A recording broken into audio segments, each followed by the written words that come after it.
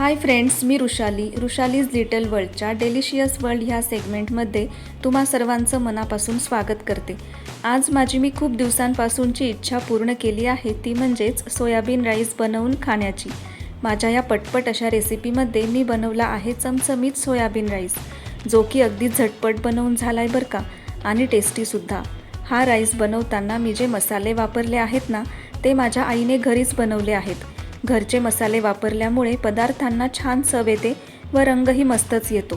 कुकरच्या 3 शिट्ट्या घेतल्या आणि माझा हा राईस तयार झाला। ह्यासोबतच खाण्यासाठी मी तळून घेतले पापड आणि कुरडई, जे सुद्धा आईने घरीच बनवले आहेत।